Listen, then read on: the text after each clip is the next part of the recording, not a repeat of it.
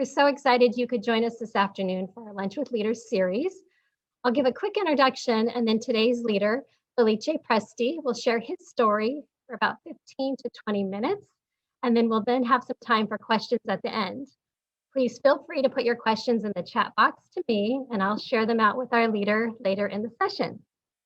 Educators and parents, if you would please put a note in the chat box to let me know how many students are joining with you so we can accurately track our attendees today. Our session today is generously sponsored by Bechtel. Bechtel is a trusted engineering, construction, and project management partner to industry and government. Since 1898, the company has helped customers complete more than 25,000 projects in 160 countries on all 7 continents. Bechtel serves the energy, infrastructure, nuclear, security and environmental, and mining and metals markets. Bechtel is a proud corporate supporter of junior achievement and its mission to promote education, especially in science, technology, engineering, and math. Thank you, Bechtel, for your continued support. I am pleased to be able to introduce Felice Presti.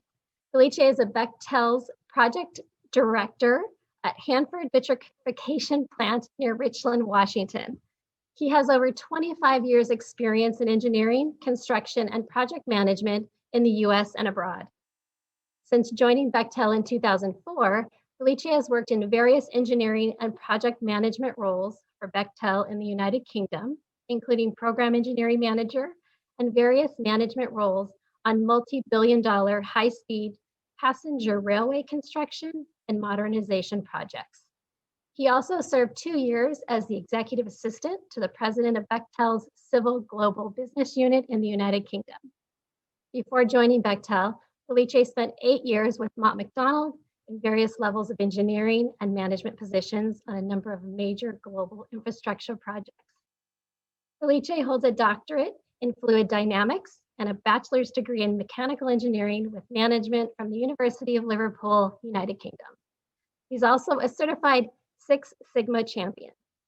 Thank you so much, Felice, for joining us today. And I am going to turn it over to you. Excellent, Dawn, thank you. Hi everyone, thanks for having me here today. It's great to be able to connect with so many people and be given this brilliant opportunity to share my story and career experiences. And hopefully at the end of it, you'll take something away from it. So who am I? My name is Felice, and you may have realized it's of Italian origin. You may also be able to tell from my accent that I'm not American. I was born in the Warwickshire region of the UK, which is centrally located about an hour and a half north of London. The actual city that I was born in is called Coventry. This was UK's motor capital. At one time, it had over 15 car manufacturers, including Daimler, Rolls-Royce, Jaguar, Land Rover, and was also the hometown of where Sir Frank Whittle, the inventor of the turbojet engine, was born. I work with Bechtel. I've been with the company for over 17 years, 10 years in the UK, 7 years in the US, and I'm currently working as the Deputy Project Director on a $16 billion waste treatment vitrification plant here in the Tri-Cities in Eastern Washington, which I'll cover in a little bit more detail later. So this is what I plan to cover today. I'll provide a brief overview of Bechtel, what it is that I do today, my journey on how I got here, and at the end, I'll give some advice and tips that have served me well that I think I'll share with you, and hopefully they'll serve you well too. So let me start by going into a little bit more detail about what does Bechtel do. As Dawn said, Bechtel is an American global engineering, procurement, construction, and project management company. It's one of the largest construction companies in the world. Its headquarters are in Reston, Virginia, and we have multiple offices in 6 of the 7 continents with over 35,000 employees deployed worldwide. It is a family-owned business. It was founded 123 years ago. It started in the railroad construction company, soon expanded into oil pipelines and large infrastructure projects, and eventually went global. And as you just heard, Bechtel completed more than 25,000 projects in 160 countries, really helping the world change for a better place. So before I get into some of these areas that we specialize in, let me give you an overview of how the company is structured. So firstly, Bechtel's Chief Executive Officer, which is the highest ranked position in the company, is Brendan Bechtel. Now, he's the 5th generation of the Bechtel family to lead the company. Then we have Craig Albert, who's the President and Chief Operating Officer, and he oversees the operations of the business. And above that, you have what's called the Board of Directors. They provide guidance to the executive team on the strategic direction of a company. And then we have what's called an operating committee, which really focuses on the day-to-day operations of the company and helps implement the guidance and strategies into the various global business units. So what are these global business units? Well, these are our businesses that are aligned with the markets they serve. And there's 4 of them, each with their own president. 2 are actually led by women. Firstly, there's infrastructure. That's about building, connecting communities through rail, airports, bridges, motorways, digital infrastructure, even development of whole new cities. In Saudi Arabia, for example, we're working on a project called NEOM, which stands for New Future. And it's a futuristic city that is being developed that will become the home to more than 1 million people. So pretty cool stuff. Then there's energy, which you just heard, which is another GBU. And that's focused on processing, transferring, and storing various energy resources. There's lots of focus right now on helping our customers towards achieving their path to net zero carbon emissions by designing and building clean, renewable technologies, including solar, wind, combined cycle plants, liquefied natural gas, and nuclear power.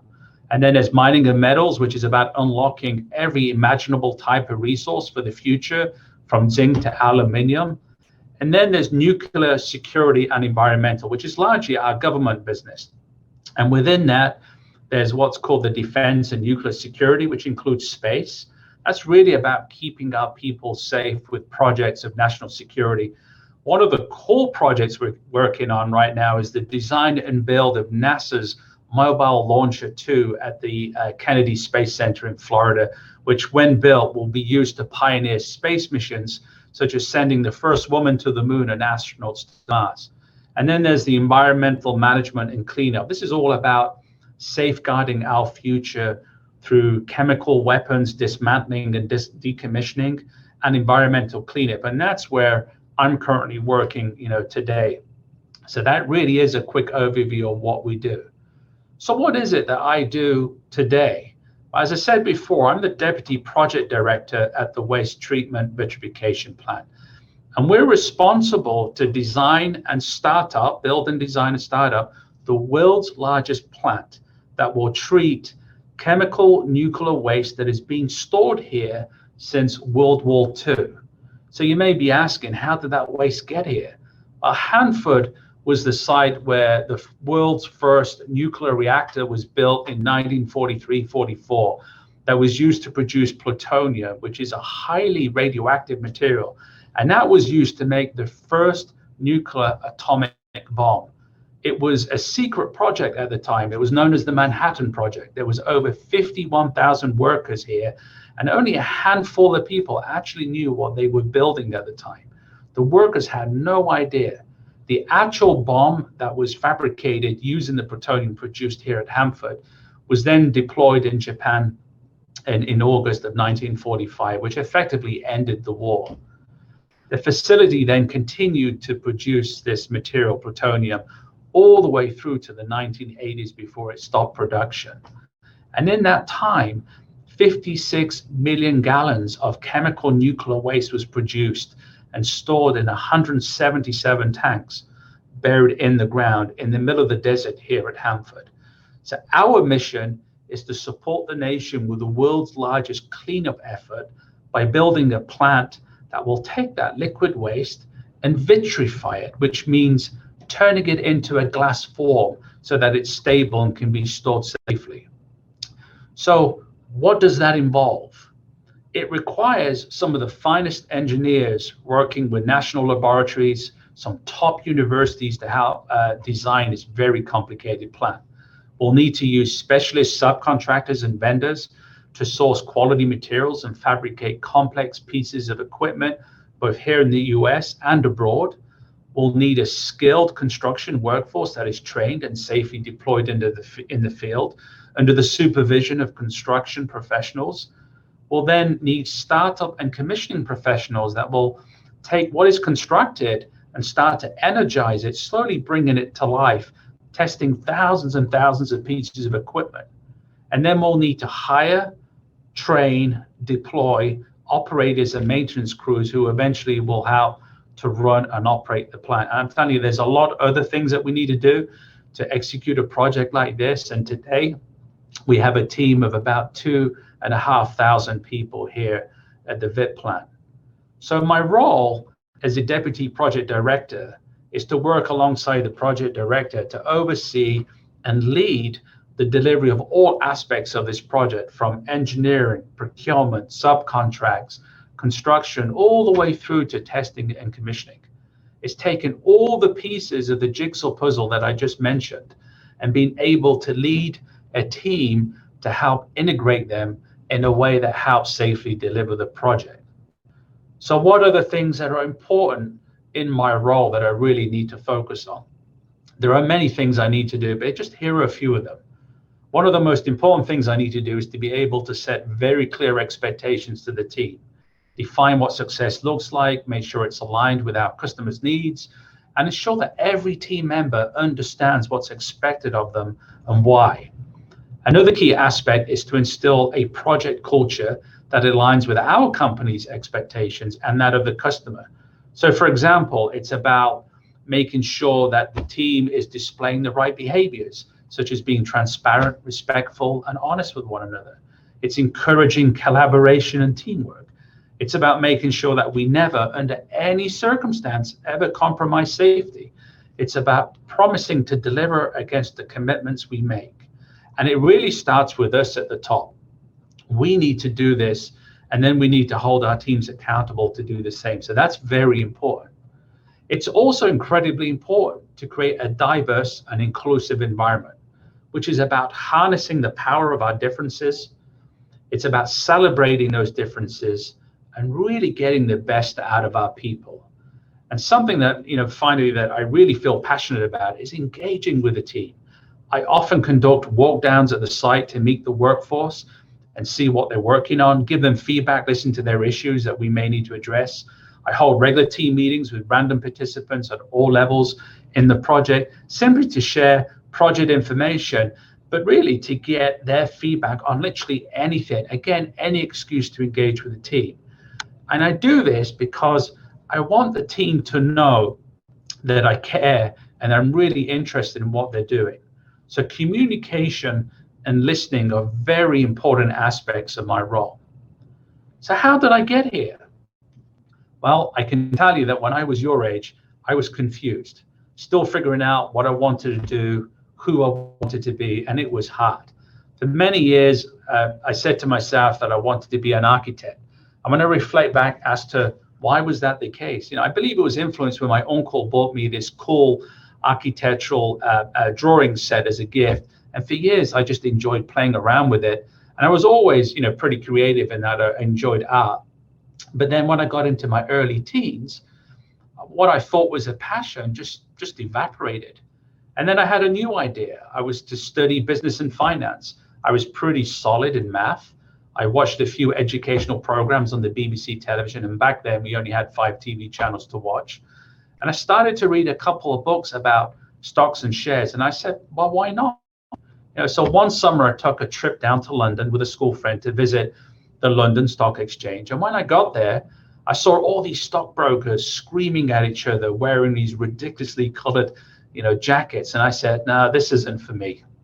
But when I keep reflecting back, for as long as I remember, I was always intrigued how things worked, often taking items apart. My cousin had a garage where he would build racing cars. My brother was into electronics. I used to dabble with that. And at school, I was studying physics, mathematics, and chemistry. So I certainly had a bias towards something technical. Eventually, through my teenage years, a close family friend, he was a businessman, an engineer, and a racing driver. He mentored me. He gave me some really good advice. And he convinced me that mechanical engineering would be a good choice for me, a good fit if I was to go to college. Eventually, I chose to pursue a degree in mechanical engineering and management at the University of Liverpool, and that would satisfy both my technical and my business interests. And to this very day, I've never regretted that decision. With that said, that was just the beginning. I still had more choices to make. I just didn't realize at the time. So while I was at university, I took on a couple of internships. Both were in manufacturing. One was with a company called Unilever in Manchester, UK, and the other one was a company called ABL Italia in Italy. I took this opportunity really just to get some work experience and earn a bit of money. And what I found out was that I did not want to work in a factory or manufacturing. It just didn't interest me. Now, prototyping racing cars would be cool, but unfortunately at the time the economy was in a recession and the automobile industry was just crushed, so that really never happened. With that said, I graduated with an honors degree in mechanical engineering and management, and because I worked really, really hard on my end-of-year assignment, I was fortunate enough to win the Conoco Project Prize Award for receiving a distinction on my project. That recognition led to Shell UK, a very large petrochemical company, to approach me, and they asked whether I would do some research for them, testing some fluid properties that are used for oil well drilling operations. I wasn't sure about it, but when they told me that my professor was a consultant for Williams Formula One car racing team, I said yes. So fast forward, I had some great learning experiences. I was able to receive a doctorate in engineering for the research performed, which was great. But the dilemma of what I wanted to do and where I wanted to go continued. I decided that I didn't want to narrow my opportunities to the petrochemical industry, nor did I want to continue with research. Instead, I wanted to broaden my experiences further. So immediately I joined an international multidiscipline engineering consultancy company called Mott MacDonald. They were based in the South London area, and I was there for about 8 years performing multiple assignments. I started as a design engineer, moved up to being a senior engineer. I took on several project management roles. I became the corporate risk manager. I eventually moved to Birmingham, which is UK's second largest city, to run their rail and infrastructure office.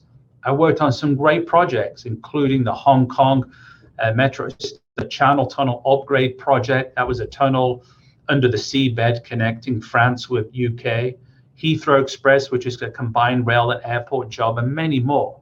However, the jobs I loved the most were those that got me out in the field, just those big civil jobs that were really, truly spectacular. So at the time, Bechtel were awarded the West Coast Route Modernisation Project in the UK, which was a project to introduce high-speed rail from London to Edinburgh, which is the capital of Scotland. It was a $12.5 billion project, so pretty big. And they offered me a position as an engineering manager, which was a key role within their management team. When I joined, a lot of my colleagues and friends were asking me whether I made the right decision. It was that I was going places with my previous company, and that Bechtel was sending me on these difficult international assignments and tough jobs. I can honestly say that it's been the best decision I've ever made. I wanted to be a leader in the field, delivering large, complex projects that nobody else can, that can really help change landscapes forever, leaving a legacy that will last for decades, that I can always look back on and be proud of. So I worked on the West Coast Route Modernisation project for about 4.5 years. And then I moved on to Crossrail Reading, another infrastructure job for about 2 years. Each time I had different roles, responsibilities, including construction and project management. And in 2012, I was asked to be the executive assistant to the GB president of infrastructure, which is not a position you really turn down. And I did that for 2 years. It was a great move. Basically, it allowed me to mirror the job duties of Bechtel Senior Executive Management, helping to manage the day-to-day operation of the entire business unit. This gave me real insight on how the company was structured, how it worked, how business deals are struck, how we engage with customers, how we develop business strategies. The list was endless. But I will say that position did not naturally align with my previous experiences. I've never written shareholder letters. I've never pulled together business strategies on this scale. I've never engaged with Bechtel senior leadership to the extent that I had to in this role. It was tough, but I dug in. I believed in my capabilities. I worked really hard. I gave it my best shot, and every day I tried to make a difference. And overall, it was an incredibly rewarding experience. So, what would be my next assignment in Bechtel? Well, I decided that I would work for a different global business unit in a different country with a different customer. Just simply stretch myself out, broaden my experiences, help me develop further. So here I am at WTP doing exactly that. And while I've been on this project, the learning and development didn't stop. When I first got here, I was the Deputy Technical Director. Then I progressed to becoming an area manager. And then 2.5 years ago, I was appointed the Deputy Project Director, helping now lead a $16 billion project. So it's fair to say, when I look back, I truly had no idea where this journey would take me. But I learned that by simply working hard, stepping up to challenges, embracing new opportunities, and simply just giving it your best every day will seldom ever let you down. So, to wrap up, here are just a few takeaways. Be curious, never stop learning. Simply wanting to understand and continue learning is really important. Be uncomfortable. When you move from your comfort zone, you get that feeling of nervousness, or perhaps you sweaty palms or butterflies in your tummy. From time to time, that's okay. That feeling is actually telling you that you're learning something new. Embrace change. Life will throw at you all sorts of events that you're not expecting. It's important that you learn to embrace it and not resist it. And why is that important?